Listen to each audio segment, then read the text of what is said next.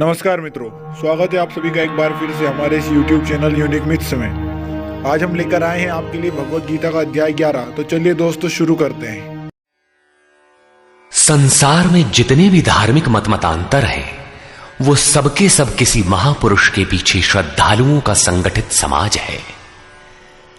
महापुरुष की एकांत भजन स्थली ही कालांतर में तीर्थ, आश्रम, मठ और मंदिरों का रूप ले लेते हैं, जहां महापुरुष के नाम पर जीविकोपार्जन से लेकर विलासिता तक के साधन जुटाए जाते हैं।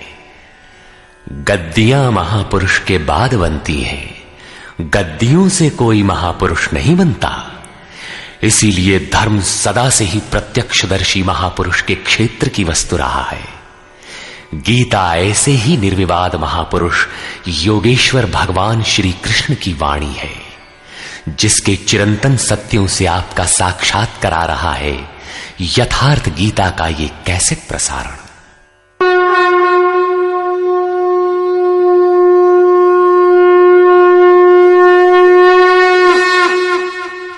ओम श्री परमात्मने नमः।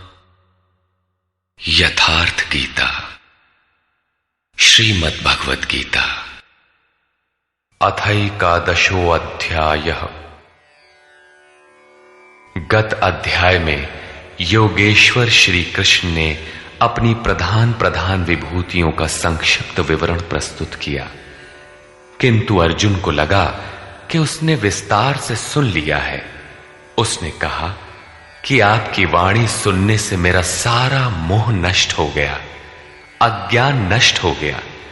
आपने जो कहा उसे प्रत्यक्ष देखना चाहता हूं। सुनने और देखने में पश्चिम और पूर्व का अंतर है। चलकर देखने पर वस्तु स्थिति कुछ और ही होती है। अर्जुन ने उस रूप को देखा तो कांपने लगा, क्षमा याचना करने लगा। क्या ज्ञानी भयभीत होता है? उसे कोई जिज्ञासा रह जाती है? नहीं, बौद्धिक स्तर की जानकारी सदैव धूमिल रहती है। हां, वो यथार्थ जानकारी के लिए प्रेरणा अवश्य देती है। इसलिए अर्जुन ने निवेदन किया। अर्जुन उवाच,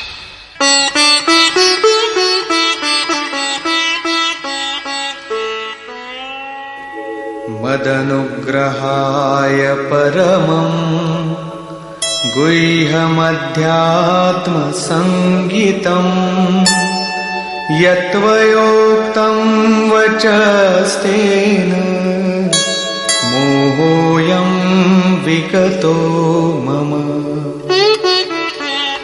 भगवान, मुझ पर अनुग्रह करने के लिए जो आपके द्वारा गोपनीय अध्यात्म में प्रवेश दिलाने वाला उपदेश कहा गया, उससे मेरा ये अज्ञान नष्ट हो गया, मैं ज्ञानी हो गया। भवाप्ययौ हि भूतानां श्रुतौ विस्तरशो मया त्वत्तः कमलपत्राक्ष माहात्म्यमपि चाव्ययम्। कि हे कमल नेत्र, मैंने भूतों की उत्पत्ति और प्रलय आपसे विस्तार पूर्वक सुना है, तथा आपका अविनाशी प्रभाव भी सुना है। एवमेतद्यथार्थत्वम् आत्मानं परमेश्वर द्रष्टुमिच्छामि ते रूपम् ऐश्वरं पुरुषोत्तम।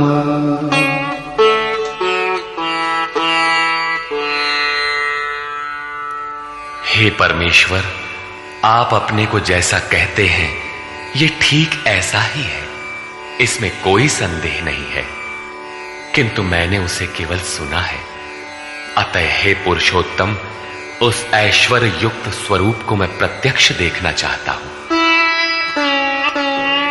मन्यसे यदि तच्छक्यं मया द्रष्टुमिति प्रभो योगेश्वर ततो मे त्वं दर्शयात्मानमव्ययम्। हे प्रभु, मेरे द्वारा आपका वो रूप देखा जाना संभव है। यदि आप ऐसा मानते हो तो योगेश्वर, आप अपने अविनाशी स्वरूप का मुझे दर्शन कराइए। इस पर योगेश्वर ने कोई प्रतिवाद नहीं किया, क्योंकि पहले भी वे स्थान स्थान पर कह आए हैं कि तू मेरा अनन्य भक्त और प्रिय सखा है। अतः बड़ी प्रसन्नता के साथ उन्होंने अपना स्वरूप दर्शाया। श्री भगवान उवाच। पश्य मे पार्थ रूपाणि शतशोऽथ सहस्रशः नानाविधानि दिव्यानि नानावर्णाकृतीनि च।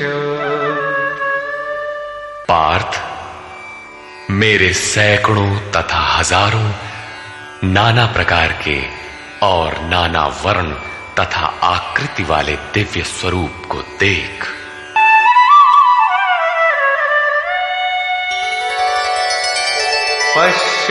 पश्यादित्यान् वसून् रुद्रान् अश्विनो मरुतस्तथा बहून्यदृष्टपूर्वाणि पश्याश्चर्याणि भारत। हे भारत, अदिति के 12 पुत्रों, 8 वसुओं, 11 रुद्रों, दोनों अश्विनी कुमारों और 49 मरुदगणों को देख, तथा अन्य बहुत से पहले तुम्हारे द्वारा कभी न देखे हुए आश्चर्यमय रूपों को देख।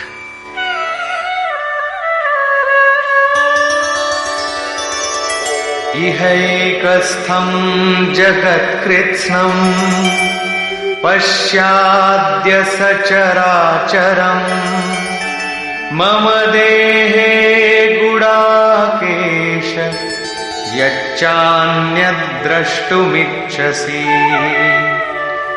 अर्जुन, अब मेरे इस शरीर में एक ही स्थान पर स्थित हुए चराचर सहित संपूर्ण जगत को देख, तथा और भी जो कुछ देखना चाहता है वो देख। इस प्रकार तीनों श्लोकों तक भगवान लगातार दिखाते चले गए, किंतु अर्जुन को कुछ दिखाई नहीं पड़ा। वो आंखें मलता रह गया। अतः ऐसा दिखाते हुए भगवान सहसा रुक जाते हैं और कहते हैं,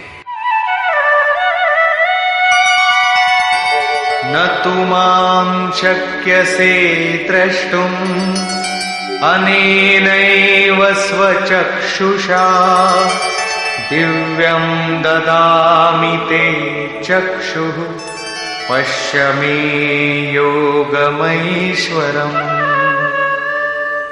अर्जुन, तू मुझे अपने नेत्रों द्वारा अर्थात बौद्धिक दृष्टि द्वारा देखने में समर्थ नहीं है, इसलिए मैं तुझे दिव्य अर्थात अलौकिक दृष्टि देता हूं, जिससे तू मेरे प्रभाव और योग शक्ति को देख।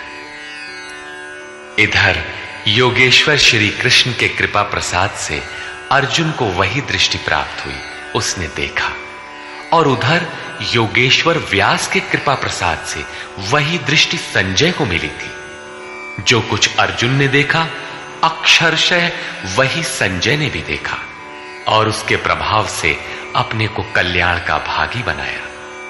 स्पष्ट है कि श्री कृष्ण एक योगी के समकक्ष है।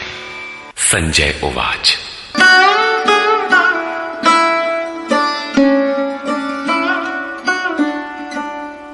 एवमुक्त्वा ततो राजन् महायोगेश्वरो हरिः दर्शयामास पार्थाय परमं रूपमैश्वरम्। संजय बोला, हे राजन, महायोगेश्वर हरि ने इस प्रकार कहकर उसके उपरांत पार्थ को अपना परम ऐश्वर्य युक्त दिव्य स्वरूप दिखाया, जो स्वयं योगी है और दूसरों को भी योग प्रदान करने की जिसमें क्षमता हो। जो योग का स्वामी हो उसे योगेश्वर कहते हैं। इसी प्रकार सर्वस्व का हरण करने वाला हरि है। यदि केवल दुखों का हरण किया और सुख छोड़ दिया तो दुख आएगा। अतः सब पापों के नाश के साथ सर्वस्व का हरण करके अपना स्वरूप देने में जो सक्षम है वो हरि है। उन्होंने पार्थ को अपना दिव्य स्वरूप दिखाया। सामने तो खड़े ही थे। अनेक वक्त्र नयनम अनेकाद्भुत दर्शनम अनेक दिव्याभरणम दिव्यानीकोद्यतायुधम। अनेक मुख और नेत्रों से युक्त, अनेक अद्भुत दर्शनों वाले, अनेक दिव्य भूषणों से युक्त और अनेक दिव्य शस्त्रों को हाथ से उठाए तथा दिव्यमाल्याम्बरधरम दिव्यगन्धानुलेपनम सर्वाश्चर्यमयं देवं अनंतं विश्वतोमुखम। दिव्य माला और वस्त्रों को धारण किए हुए, दिव्य गंध का अनुलेपन किए हुए, सब प्रकार के आश्चर्यों से युक्त, सीमा रहित विराट स्वरूप परमदेव को दृष्टि मिलने पर अर्जुन ने देखा। दिवि सूर्य सहस्रस्य भवेद्युगपदुत्थिता यदि भासदृशी सा स्यात् भासस्तस्य महात्मनः। संजय बोला, हे राजन, आकाश में एक साथ 1000 सूर्यों के उदय होने से जितना प्रकाश होता है, वो भी विश्व रूप उन महात्मा के प्रकाश के सदृश कदाचित ही हो। यहां श्री कृष्ण महात्मा ही है, योगेश्वर थे।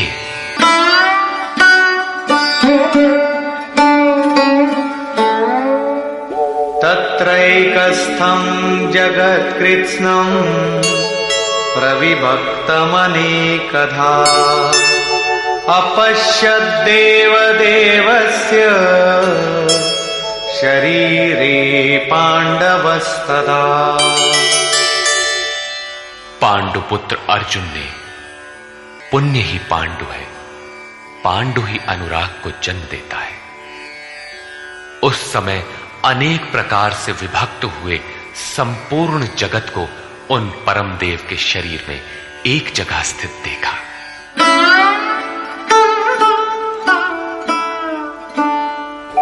ततः स विस्मयाविष्टो हृष्टरोमा धनञ्जयः प्रणम्य शिरसा देवं कृताञ्जलिरभाषत।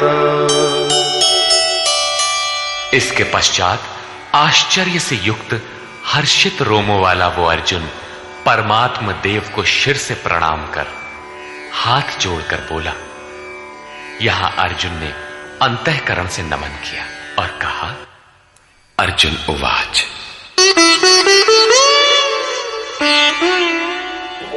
पश्यामि देवांस्तव देवदेहे सर्वांस्तथा भूतविशेषसङ्घान् ब्रह्माणमीशं कमलासनस्थं ऋषींश्च सर्वानुरगांश्च दिव्यान्। हे देव, आपके शरीर में मैं संपूर्ण देवों को तथा अनेक भूतों के समुदायों को, कमल के आसन पर बैठे हुए ब्रह्मा को, महादेव को, संपूर्ण ऋषियों को तथा दिव्य सर्पों को देखता हूं। यह प्रत्यक्ष दर्शन था, कोरी कल्पना नहीं। किंतु ऐसा तभी संभव है जब योगेश्वर पूर्णत्व प्राप्त महापुरुष हृदय से दृष्टि प्रदान करे। यह साधन गम्य है। अनेक बाहूदर वक्त्र नेत्रम् पश्यामि त्वां सर्वतोऽनन्तरूपम् नान्तं न मध्यं न पुनस्तवादिम् पश्यामि विश्वेश्वर विश्वरूप। विश्व के स्वामी, मैं आपको अनेक हाथ, पेट, मुख और नेत्रों से संयुक्त तथा सब ओर से अनंत रूपों वाला देखता हूं।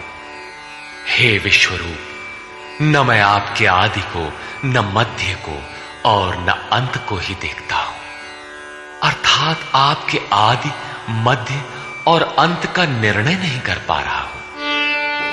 किरीटिनं गदिनं चक्रिणं च तेजो राशिं सर्वतो दीप्तिमन्तम् पश्यामि त्वां दुर्निरीक्षं समन्तात् दीप्तानलार्कद्युतिमप्रमेयम्। मैं आपको मुकुट युक्त, गदा युक्त, चक्र युक्त, सब ओर से प्रकाशमान तेज पुंज स्वरूप, प्रज्वलित अग्नि और सूर्य के सदृश, देखने में दुष्कर अर्थात कठिनाई से देखा जाने वाला और सब ओर से बुद्धि आदि से ग्रहण न हो सकने वाला अप्रमेय देखता हूं।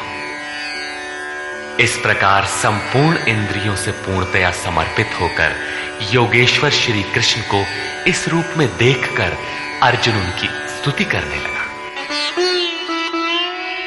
त्वमक्षरं परमं वेदितव्यम् त्वमस्य विश्वस्य परं निधानम् त्वमव्ययः शाश्वतधर्मगोप्ता सनातनस्त्वं पुरुषो मतो मे। भगवान, आप जानने योग्य परम अक्षर अर्थात अक्षय परमात्मा है। आप इस जगत के परम आश्रय हैं। आप शाश्वत धर्म के रक्षक हैं तथा आप अविनाशी सनातन पुरुष हैं, ऐसा मेरा मत है। आत्मा का स्वरूप क्या है? शाश्वत है, सनातन है, अव्यक्त रूप है, अविनाशी है। यहां कृष्ण का क्या स्वरूप है? वही शाश्वत, सनातन, अव्यय, अविनाशी, अर्थात प्राप्ति के पश्चात महापुरुष भी उसी आत्म भाव में स्थित होता है। तभी तो भगवान और आत्मा एक ही लक्षण वाले।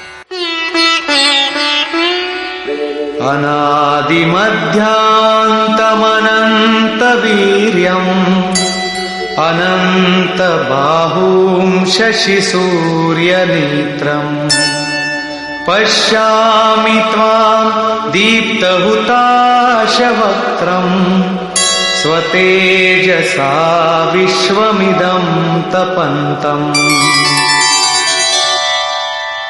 हे परमात्मन, मैं आपको आदि, मध्य और अंत से रहित, अनंत सामर्थ्य से युक्त, अनंत हाथों वाला, चंद्रमा और सूर्य रूपी नेत्रों वाला तथा प्रज्वलित अग्नि रूपी मुख वाला तथा अपने तेज से इस जगत को तपाते हुए देखता हूं।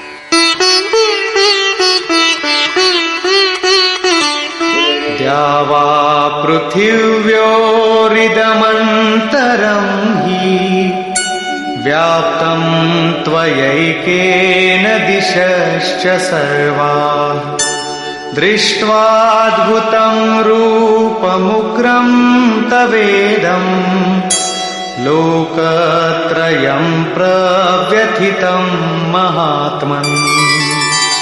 हे महात्मन, अंतरिक्ष और पृथ्वी के बीच का संपूर्ण आकाश तथा सब दिशाएं एकमात्र आपसे ही परिपूर्ण हैं। आपके इस अलौकिक भयंकर रूप को देखकर तीनों लोग अत्यंत व्यथित हो रहे हैं। अमीहि त्वां सुरसंघा विशन्ति केचिद्भीता प्राञ्जलयो गृह्णन्ति स्वस्तीत्युक्त्वा महर्षि सिद्धसंघा स्तुवन्ति त्वां स्तुतिभिः पुष्कलाभिः। वे देवताओं के समूह आप में ही प्रवेश कर रहे हैं और कई एक भयभीत होकर हाथ जोड़े हुए आपके गुणों का गान कर रहे हैं। महर्षि और सिद्धों के समुदाय स्वस्ति वाचन अर्थात कल्याण हो ऐसा कहते हुए संपूर्ण स्तोत्रों द्वारा आपकी स्तुति कर रहे हैं। रुद्रादित्या वसवो ये च साध्या विश्वेश्विनो मरुतश्चोष्मपाश्च गन्धर्वयक्षासुरसिद्धसंघा वीक्षन्ते त्वां विस्मिताश्चैव सर्वे।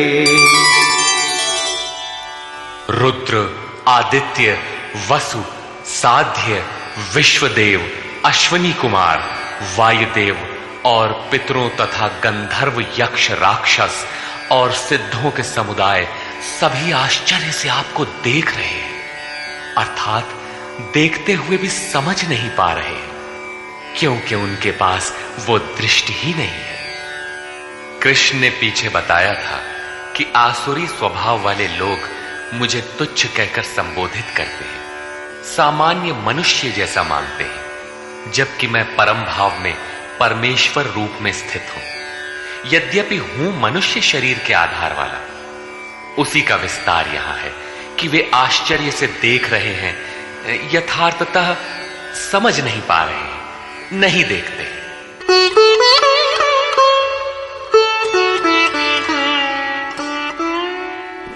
रूपं महत्ते बहुवक्त्र नेत्रम् महाबाहो बहुबाहुरुपादम् बहूदरं बहुदंष्ट्राकरालम्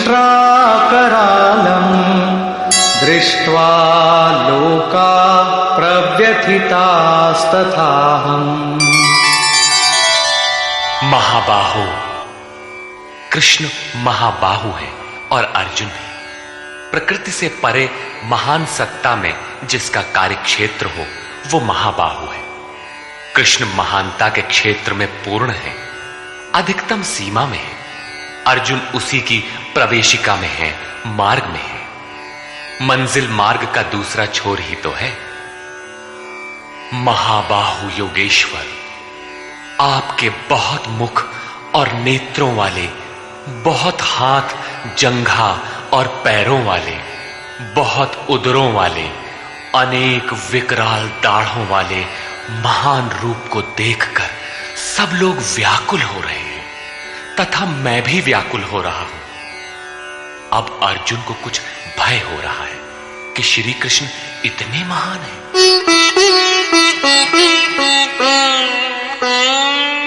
नभस्पृशं दीप्तमनेकवर्णम्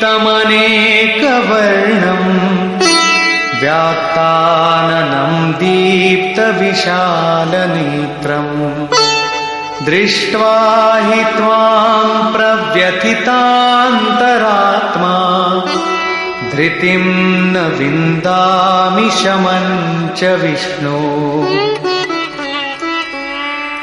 विश्व में सर्वत्र अणुरूप से व्याप्त हे विष्णु, आकाश को स्पर्श किए हुए प्रकाशमान अनेक रूपों से युक्त फैलाए हुए मुख और प्रकाशमान विशाल नेत्रों से युक्त आपको देखकर विशेष रूप से भयभीत अंतःकरण वाला मैं धैर्य और मन के समाधान रूपी शांति को नहीं पा रहा।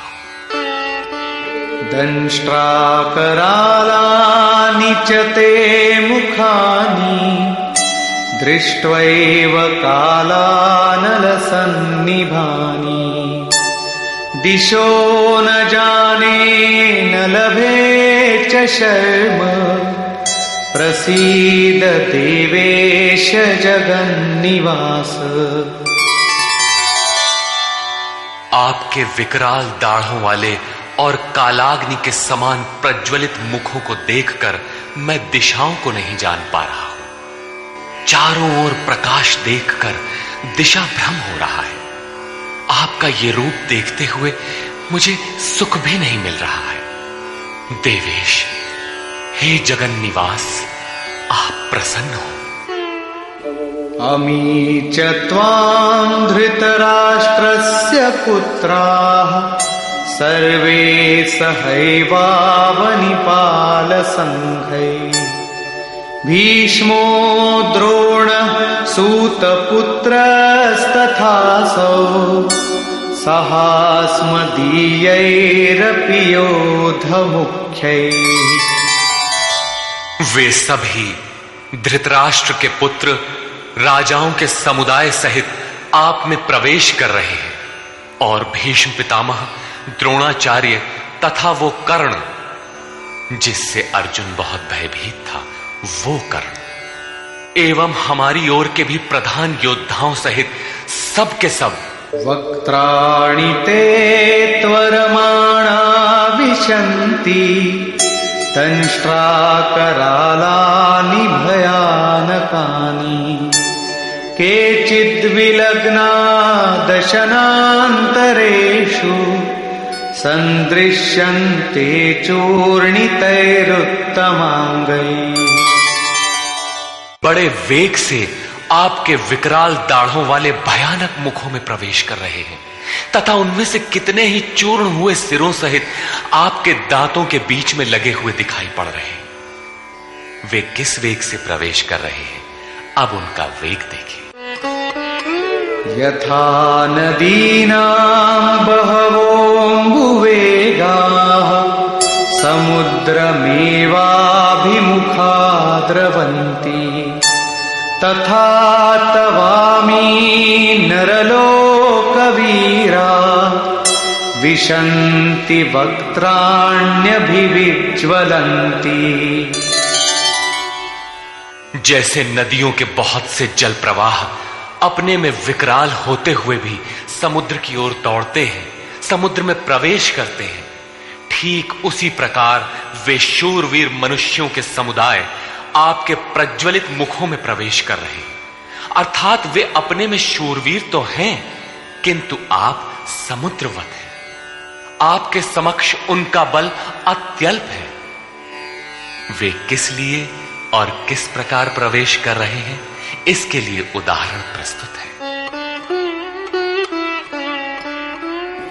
यथा प्रदीप्तं ज्वलनं पतंगा विशन्ति नाशाय समृद्धवेगा तथैव नाशाय विशन्ति लोकाः तवापि वक्त्राणि समृद्धवेगा।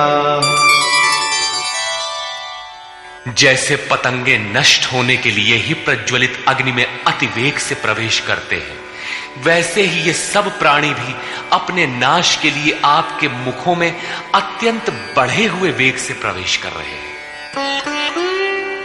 लेलीहसे ग्रसमान समन्तात् लोकान् समग्रान् वदनैर्ज्वलद्भिः तेजोभिरापूर्य जगत् समग्रम् भासस्तवोग्रा प्रतपन्ति विष्णु।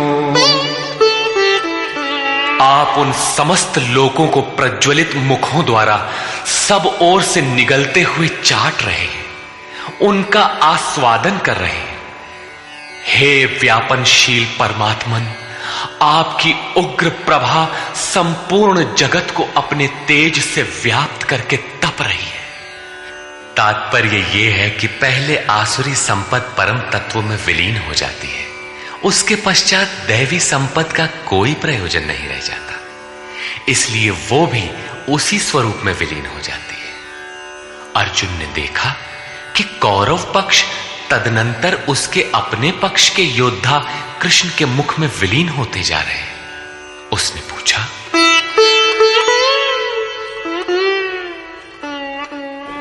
आख्याहि मे को भवानुग्र रूपो नमोस्तु ते देववर प्रसीद विज्ञातुमिच्छामि भवन्तमाद्यं न हि प्रजानामि तव प्रवृत्तिम्। मुझे बताइए कि भयंकर आकार वाले आप कौन हैं? हे देवों में श्रेष्ठ, आपको नमस्कार है। आप प्रसन्न हो। आदि स्वरूप मैं आपको भली प्रकार जानना चाहता हूं। जैसे आप कौन हैं, क्या करना चाहते हैं? क्योंकि आपकी प्रवृत्ति अर्थात चेष्टाओं को नहीं समझ पा रहा हूं। इस पर योगेश्वर श्री कृष्ण बोले, श्री भगवान उवाच,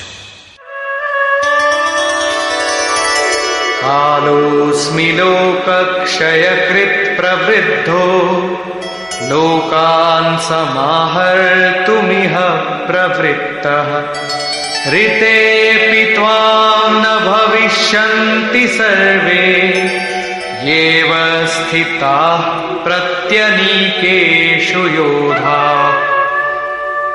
अर्जुन, मैं लोकों का नाश करने वाला बढ़ा हुआ काल हूं और इस समय इन लोकों को नष्ट करने के लिए प्रवृत्त हुआ हूं। प्रतिपक्षियों की सेना में स्थित जितने योद्धा हैं, वे सब तेरे बिना भी नहीं रहेंगे। वे जीवित नहीं बचेंगे, इसीलिए प्रवृत्त हुआ हूं। तस्मात्त्वमुत्तिष्ठ यशो लभस्व जित्वा शत्रून् भुङ्क्ष्व राज्यं समृद्धम् मयैवैते निहताः पूर्वमेव निमित्तमात्रं भव सव्यसाचिन्। इसलिए अर्जुन, तू युद्ध के लिए खड़ा हो, यश प्राप्त कर, शत्रुओं को जीत, समृद्धि संपन्न राज्य को भोग। ये सब शूरवीर मेरे द्वारा पहले से ही मारे हुए हैं। सव्यसाचिन, तू केवल निमित्त मात्र बन। प्रायः सर्वत्र कृष्ण ने कहा है कि वो परमात्मा न कुछ स्वयं करता है, न कराता है, न संयोग ही जोड़ता है। मोहावृत्ति बुद्धि के कारण ही लोग कहते हैं कि परमात्मा कराता है, किंतु यहां वे स्वयं ताल ठोक कर खड़े हो जाते हैं कि अर्जुन, करता धरता तो मैं हूं, मेरे द्वारा ये लोग पहले से ही मारे हुए, तो खड़ा भर हो, यश ले ले। ऐसा इसलिए है कि सो केवल भगतन हित लागी। अर्जुन उसी अवस्था को प्राप्त कर चुका था कि भगवान स्वयं ताल ठोक कर खड़े हो गए। अनुराग ही अर्जुन है। अनुरागी के लिए भगवान सदैव खड़े हैं। उन्हीं के कर्ता है, रथी बन जाते हैं। यहां गीता में तीसरी बार साम्राज्य का प्रकरण आया है। पहले अर्जुन लड़ना नहीं चाहता था।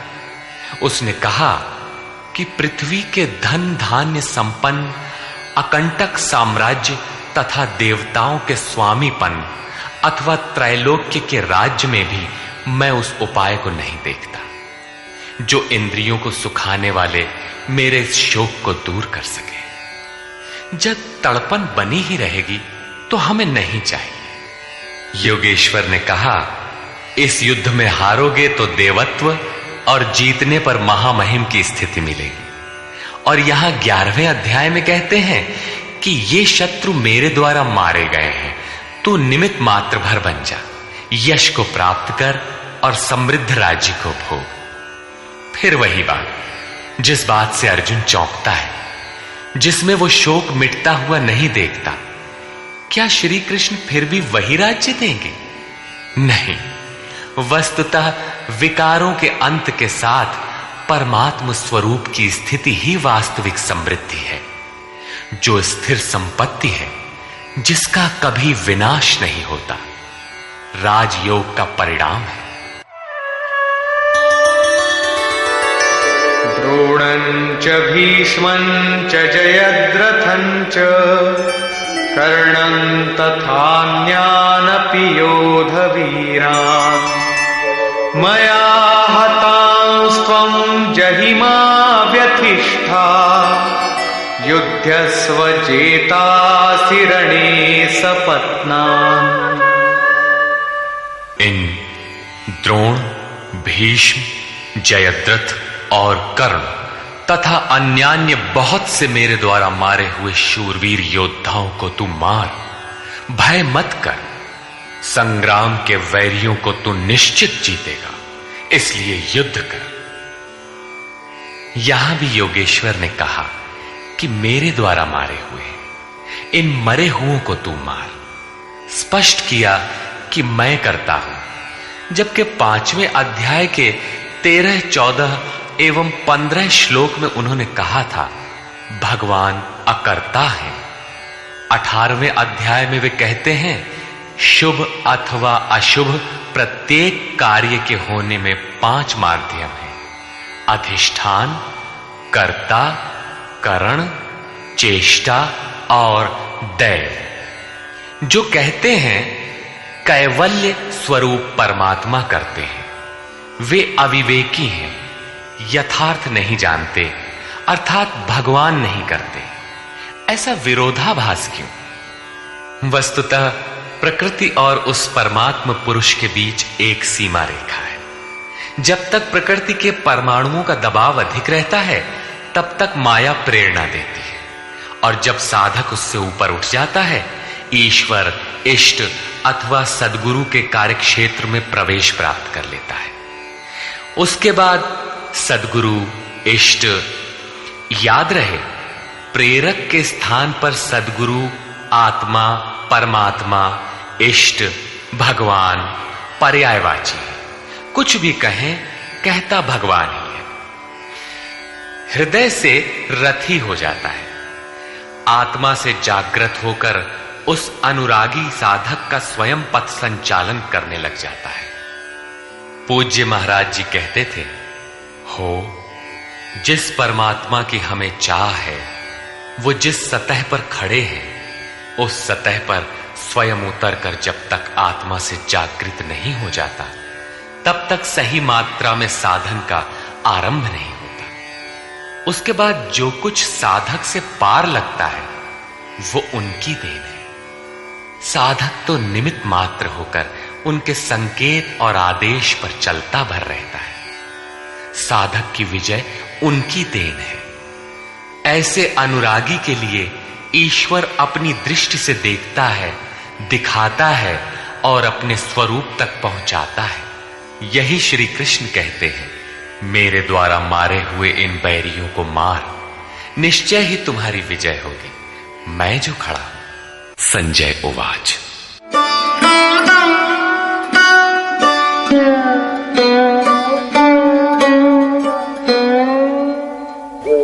एतच्छ्रुत्वा वचनं केशवस्य कृताञ्जलिर्वेपमानः किरीटी नमस्कृत्वा भूय एवाह कृष्णं सगद्गदं भीत प्रणम्य। संजय बोला, जो कुछ अर्जुन ने देखा, ठीक वैसा ही संजय ने देखा है। अज्ञान से आच्छादित मन ही अंधा धृतराष्ट्र है, लेकिन ऐसा मन भी संयम के माध्यम से भली प्रकार देखता, सुनता और समझता है। केशव के इन उपर्युक्त वचनों को सुनकर किरीटधारी अर्जुन भयभीत होकर कांपता हुआ हाथ जोड़कर नमस्कार करके फिर श्री कृष्ण से इस प्रकार गदगद वाणी में ही बोला। अर्जुन उवाच। स्थाने ऋषिकेश तव प्रकीर्त्या जगत्प्रहृष्यत्यनुरज्यते च रक्षांसि भीतानि दिशो द्रवन्ति सर्वे नमस्यन्ति च सिद्धसंघाः। हे अंतर्यामिन ऋषिकेश, ये उचित ही है कि आपकी कीर्ति से संसार हर्षित होता है और अनुराग को प्राप्त होता है।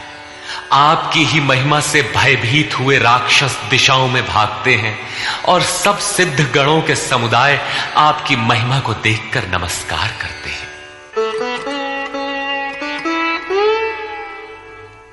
कस्माच्च तेन न मेरन्महात्मन् गरीयसे ब्रह्मणोऽप्यादिकर्त्रे अनन्तदेवेश जगन्निवास त्वमक्षरं सदसत्तत्परं यत्। हे महात्मन, ब्रह्मा के भी आदिकर्ता और सबसे बड़े, आपके लिए वे सब कैसे नमस्कार न करें, क्योंकि हे अनंत, हे देवेश, हे जगन्निवास, सत, असत और उनसे भी परे अक्षर अर्थात अक्षय स्वरूप आप ही हैं। अर्जुन ने अक्षय स्वरूप का प्रत्यक्ष दर्शन किया था। केवल बौद्धिक स्तर पर कल्पना करने या मान लेने मात्र से कोई ऐसी स्थिति नहीं मिलती जो अक्षय हो। अर्जुन का प्रत्यक्ष दर्शन उसकी आंतरिक अनुभूति है। उसने सविनय कहा, त्वमादिदेव पुरुषः पुराण त्वमस्य विश्वस्य परं निधानम् वेत्तासि वेद्यं च परं च धाम त्वया ततं विश्वमनन्तरूप।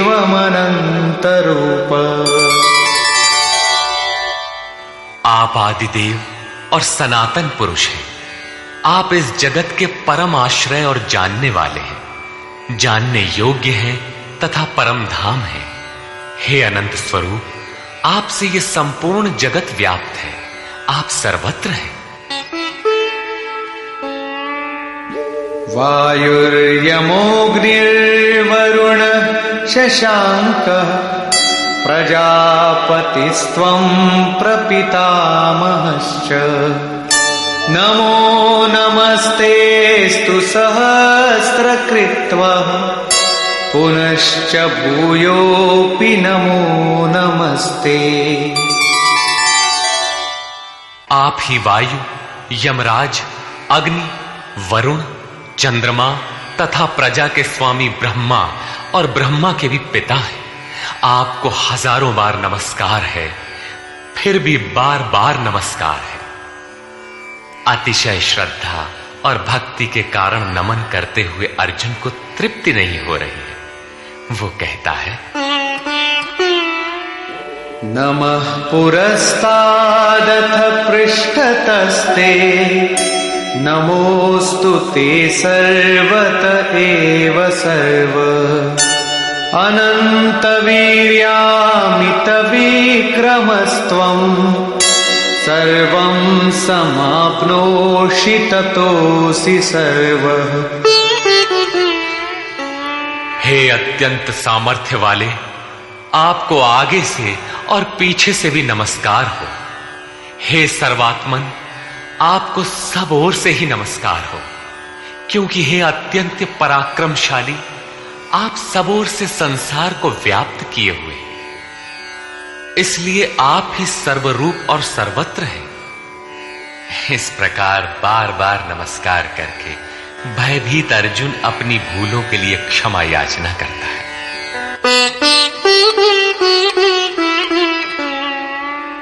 सखेति मत्वा प्रसभं यदुक्तम् हे कृष्ण हे यादव हे सखेति अजानता महिमानं तवेदं मया प्रमादात् प्रणयेन वापि।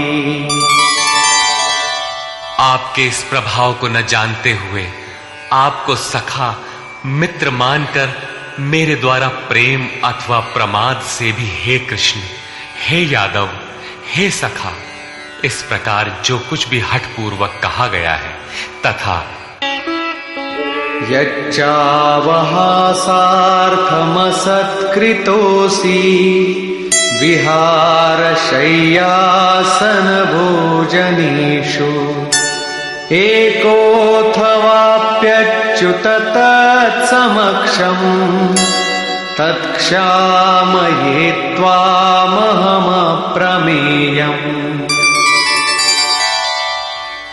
हे अच्युत, जो आप हंसी के लिए विहार, शैया, आसन और भोजनादिकों में अकेले अथवा उन लोगों के सामने भी अपमानित किए गए हैं, वो सब अपराध अचिंत्य प्रभाव वाले आपसे मैं क्षमा कराता।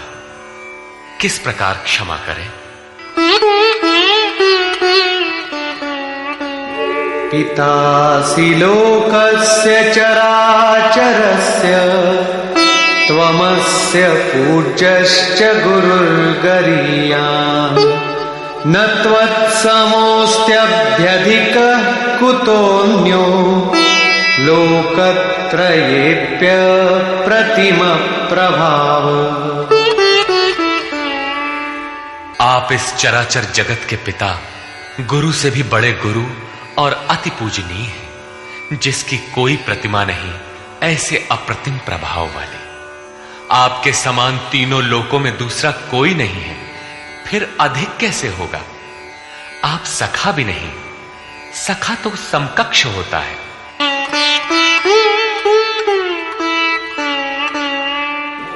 तस्मात् प्रणम्य प्रणिधाय कायम् प्रसादये त्वामहमीशमीड्यम्। पितेव पुत्रस्य सखेव सख्युः प्रियः प्रियायार्हसि देव सोढुम्। आप चराचर के पिता हैं, इसलिए मैं अपने शरीर को भली प्रकार आपके चरणों में रखकर प्रणाम करके स्तुति करने योग्य आप ईश्वर को प्रसन्न होने के लिए प्रार्थना करता हूं। हे देव, पिता जैसे पुत्र के, सखा जैसे सखा के और पति जैसे प्रिय स्त्री के अपराधों को क्षमा करता है, वैसे ही आप भी मेरे अपराधों को सहन करने योग्य हैं। अपराध क्या था? हमने कभी हे यादव, हे सखा, हे कृष्ण कहा था? समाज के बीच अथवा एकांत में कहा था? भोजन के समय अथवा सोने के समय कहा था? क्या कृष्ण कहना अपराध था? काले थे ही, गोरे कैसे कहे जाते? यादव कहना भी अपराध नहीं था, क्योंकि यदुकुल में तो जन्म ही हुआ था। सखा कहना भी अपराध नहीं था, क्योंकि स्वयं कृष्ण भी अपने को अर्जुन का सखा मानते थे। जब कृष्ण कहना अपराध ही है, एक बार कृष्ण कहने के लिए अर्जुन अनंत बार गिड़गिड़ा कर क्षमा याचना कर रहा है, तो जब किसका करें, नाम कौन सा लें? वस्तुतः चिंतन का जैसा विधान स्वयं योगेश्वर श्री कृष्ण ने बताया है, वैसा ही आप करें। उन्होंने पीछे बताया, ओमित्येकाक्षरम ब्रह्म व्याहरन माम अनुस्मरन। अर्जुन, ओम। बस इतना ही अक्षय ब्रह्म का परिचायक है।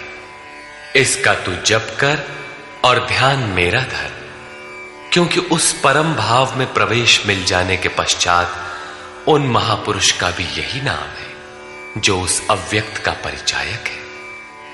प्रभाव देखने पर अर्जुन ने पाया कि ये न तो काले हैं, न गोरे, न सखा है, न यादव, ये तो अक्षय ब्रह्म की स्थिति वाले महात्मा है।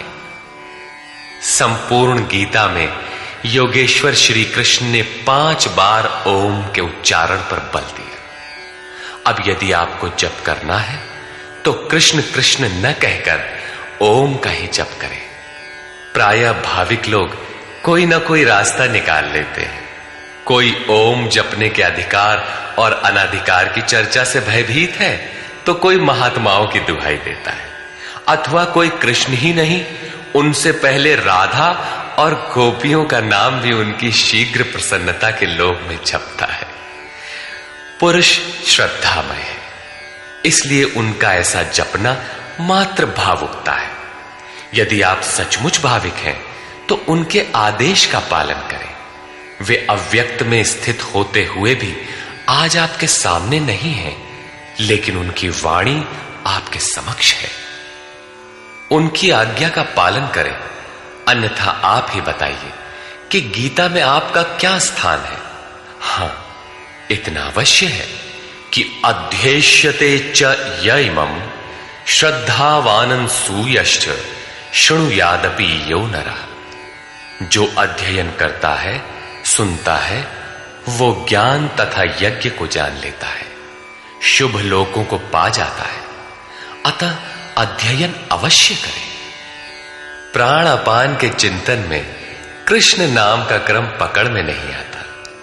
बहुत से लोग कोरी भावुकतावश केवल राधे राधे कहने लगे। आजकल अधिकारियों से काम न होने पर उनके सगे संबंधियों से, प्रेमी या पत्नी से सोर्स लगाकर काम चला लेने की परंपरा है। लोग सोचते हैं कदाचित भगवान के घर में भी ऐसा चलता होगा, अतः उन्होंने कृष्ण कहना बंद करके राधे राधे कहना आरंभ कर दिया। वे कहते हैं राधे राधे श्याम मिला दे। जो राधा एक बार बिछुड़ी तो स्वयं श्याम से नहीं मिल पाई, वो आपको कैसे मिला दे। अतः अन्य किसी का कहना न मानकर श्री कृष्ण के आदेश को आप अक्षरशः माने, ओम का जप करें। हां, यहां तक उचित है कि राधा हमारा आदर्श है, उतनी ही लगन से हमें भी लगना चाहिए। यदि पाना है तो राधा की तरह विरही बनना है। आगे भी अर्जुन ने कृष्ण कहा। कृष्ण उनका प्रचलित नाम था। ऐसे कई नाम थे, जैसे गोपाल, किंतु बहुत से साधक गुरु गुरु या गुरु का प्रचलित नाम भावुकतावश जपना चाहते हैं, किंतु प्राप्ति के पश्चात प्रत्येक महापुरुष का वही नाम है जिस अव्यक्त में वो स्थित है। बहुत से शिष्य प्रश्न करते हैं, गुरुदेव, जब ध्यान आपका करते हैं तो पुराना नाम ओम इत्यादि क्यों जपें? गुरु गुरु अथवा कृष्ण कृष्ण क्यों न कहें? किंतु यहां योगेश्वर ने स्पष्ट किया कि अव्यक्त स्वरूप में विलय के साथ महापुरुष का भी वही नाम है जिसमें वो स्थित है। कृष्ण संबोधन था, जपने का नाम नहीं। योगेश्वर श्री कृष्ण से अर्जुन ने अपने अपराधों के लिए क्षमा याचना की, उन्हें स्वाभाविक रूप में आने की प्रार्थना की। कृष्ण मान गए, सहज हो गए, अर्थात उसे क्षमा भी कर दिया। उसने निवेदन किया, अदृष्टपूर्वं हृषितोऽस्मि दृष्ट्वा भयेन च प्रव्यथितं मनो मे तदेव मे दर्शय देवरूपम् प्रसीद देवेश जगन्निवास।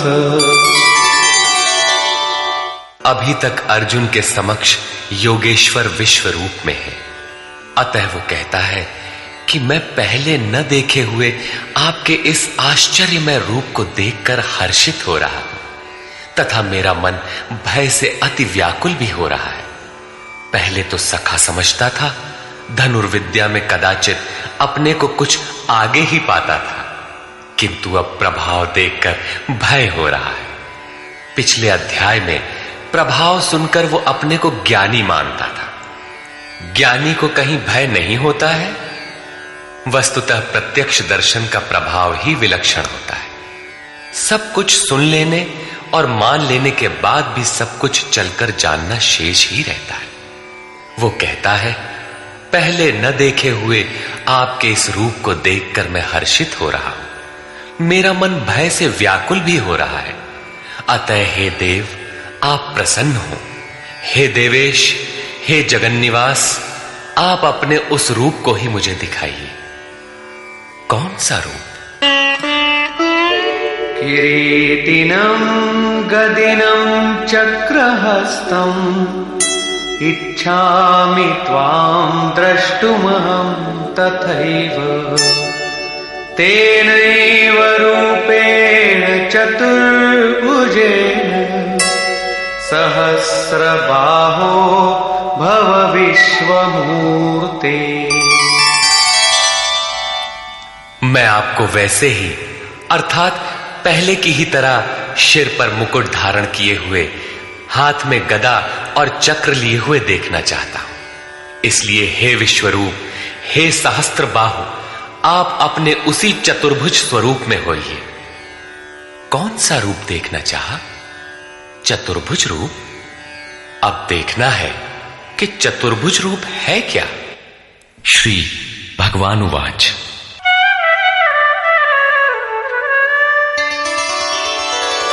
मया प्रसन्नेन तवार्जुनेदं रूपं परं दर्शितमात्मयोगात्। तेजोमयं विश्वमनन्तमाद्यं यन्मे त्वदन्येन न दृष्टपूर्वम्।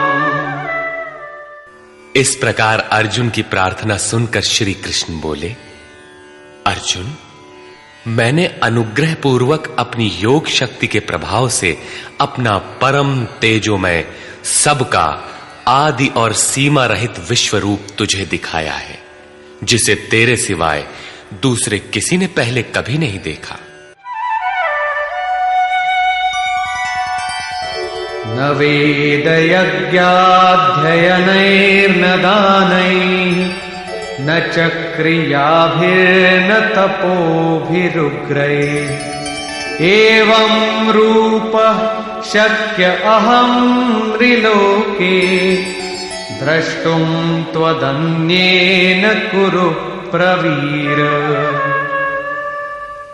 अर्जुन, इस मनुष्य लोक में इस प्रकार विश्व रूप वाला मैं न वेद से, न यज्ञ से, न अध्ययन से, न क्रिया से, न उग्र तप से और न तेरे सिवाय किसी अन्य से देखा जाने को संभव हूं।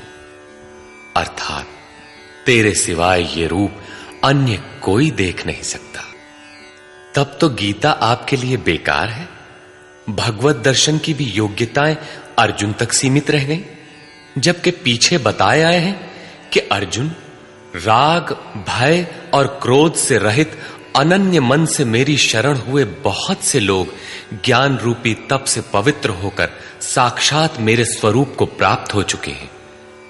यहां कहते हैं, तेरे सिवाय न कोई देख सका है और न भविष्य में कोई देख सकेगा। अतः अर्जुन कौन है? क्या कोई पिंडधारी है? कोई शरीरधारी है? नहीं, वस्तुतः अनुराग ही अर्जुन है। अनुराग विहीन पुरुष न कभी देख सका है और न भविष्य में कभी देख सकेगा। सब ओर से चित्त समेटकर एकमात्र इष्ट के अनुरूप राग ही अनुराग है। अनुरागी के लिए ही प्राप्ति का विधान है। माते व्यथा मा च विमूढ़ भावो दृष्ट्वा रूपं घोरमीद्रिं ममेदम् व्यपेतभिः प्रीतमनाः पुनस्त्वं तदेव मे रूपमिदं प्रपश्य। इस प्रकार के मेरे इस विकराल रूप को देखकर तुझे व्याकुलता न हो और मूढ़ भाव भी न हो कि घबराकर अलग हो जाओ। अब तू भय रहित और प्रीति युक्त मन से उसी मेरे इस रूप को, अर्थात चतुर्भुज रूप को फिर देख। संजय उवाच।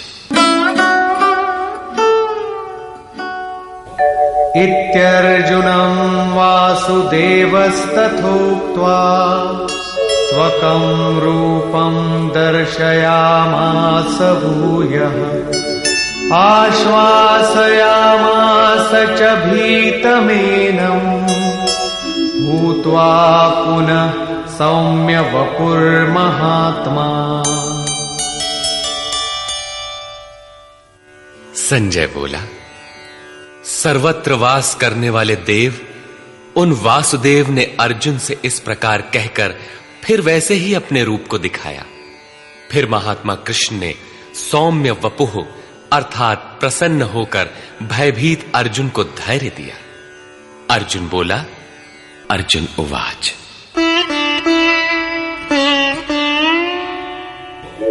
दृष्ट्वेदं मानुषं रूपं तव सौम्यं जनार्दन इदानीमस्मि संवृत्तः सचेताः प्रकृतिं गतः। जनार्दन, आपके इस अत्यंत शांत मनुष्य रूप को देखकर अब मैं प्रसन्न चित्त हुआ और अपने स्वभाव को प्राप्त हो गया हूं। अर्जुन ने कहा था कि भगवान, अब आप मुझे उसी चतुर्भुज स्वरूप का दर्शन कराइए। योगेश्वर ने कराया भी, किंतु अर्जुन ने जब देखा तो क्या पाया? मानुषम रूपम, मनुष्य के रूप को देखा। वस्तुतः प्राप्ति के पश्चात महापुरुष ही चतुर्भुज और अनंत भुज कहलाते हैं। दो भुजा वाला महापुरुष तो अनुरागी के समक्ष बैठा ही है, किंतु अन्यत्र कहीं से कोई स्मरण करता है तो वही महापुरुष उस स्मरणकर्ता से जागृत होकर उसका भी मार्गदर्शन करता है। भुजा कार्य का प्रतीक है। वे भीतर भी कार्य करते हैं, बाहर भी। यही चतुर्भुज स्वरूप है।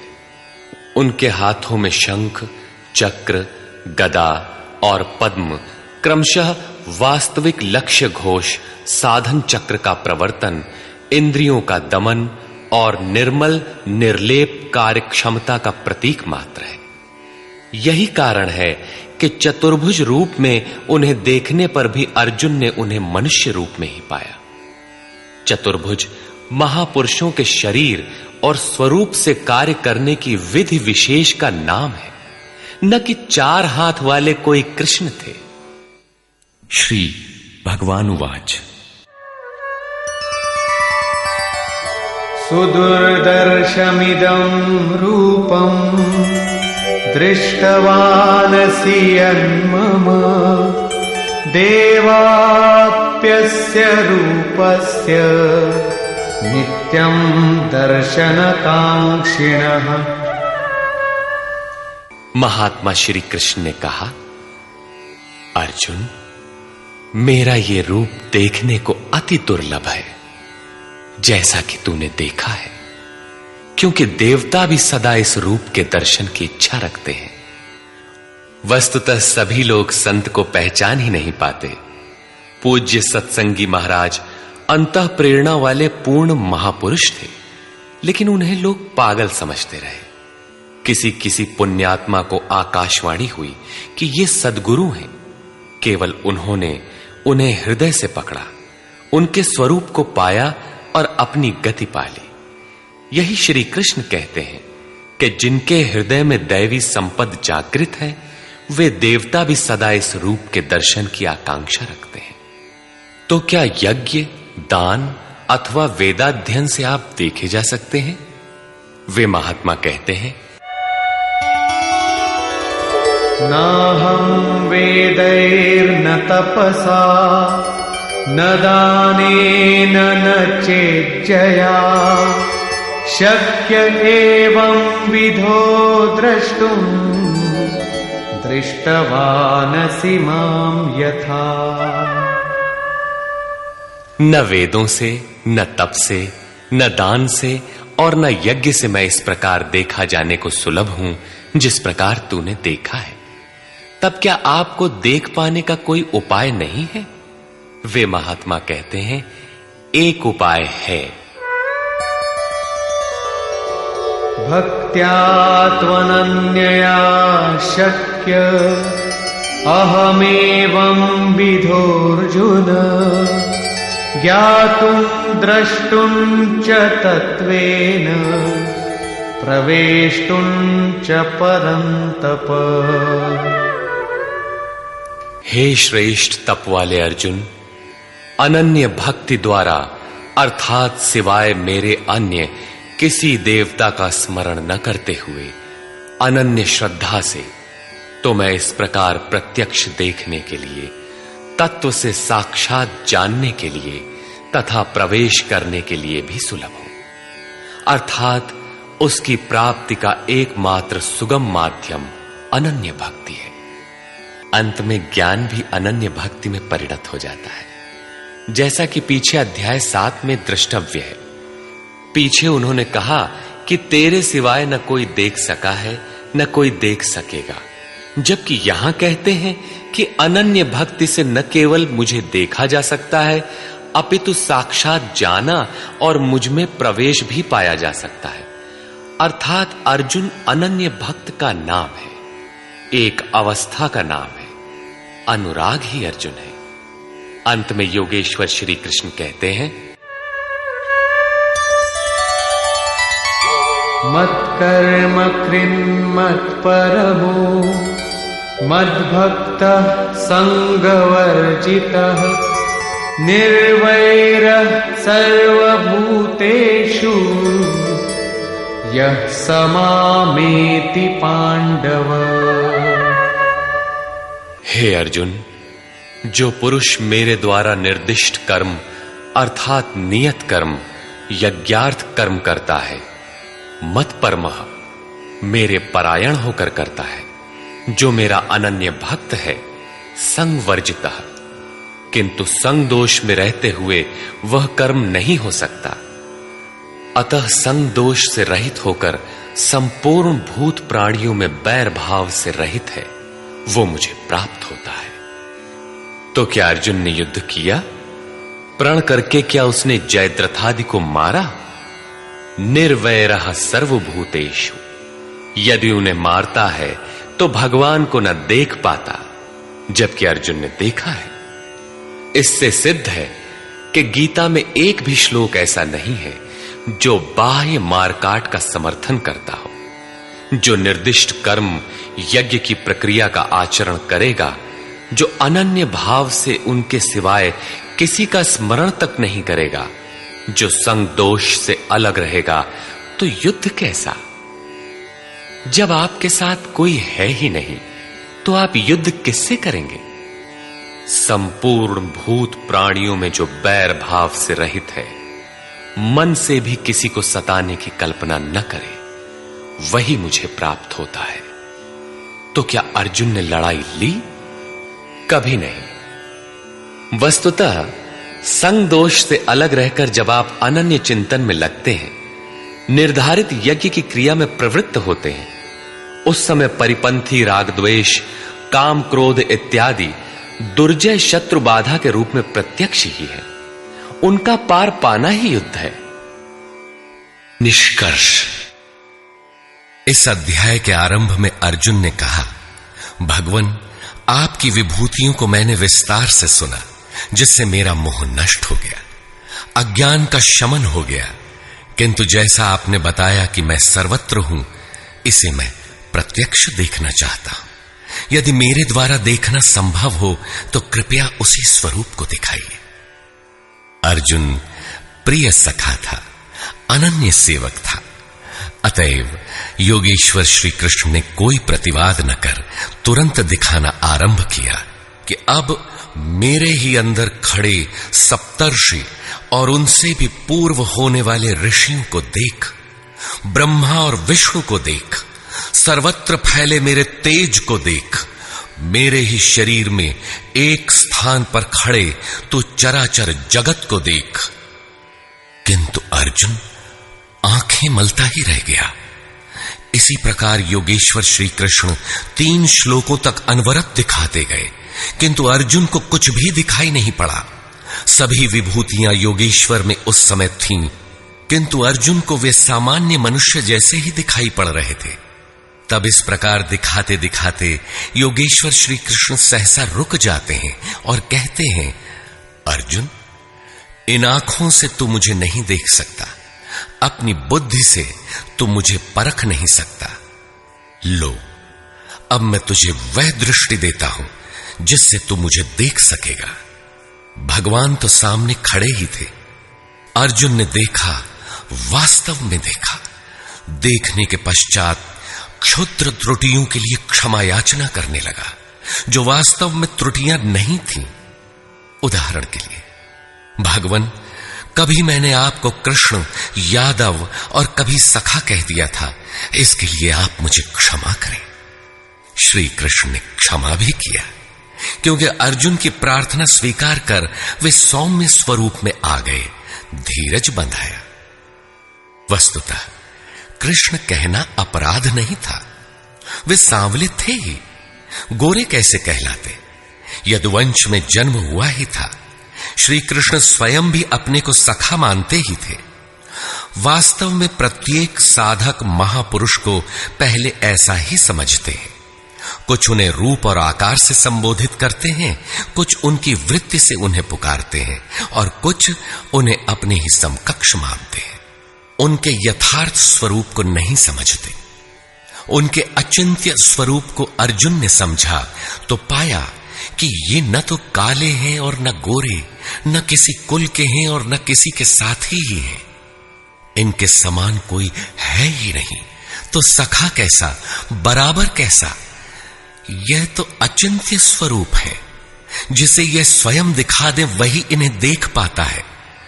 अतः अर्जुन ने अपनी प्रारंभिक भूलों के लिए क्षमा याचना की। प्रश्न उठता है कि जब कृष्ण कहना अपराध है तो उनका नाम जपा कैसे जाए? तो जिसे योगेश्वर श्री कृष्ण ने जपने के लिए स्वयं बल दिया, जपने की जो विधि बताई, उसी विधि से आप चिंतन स्मरण करें।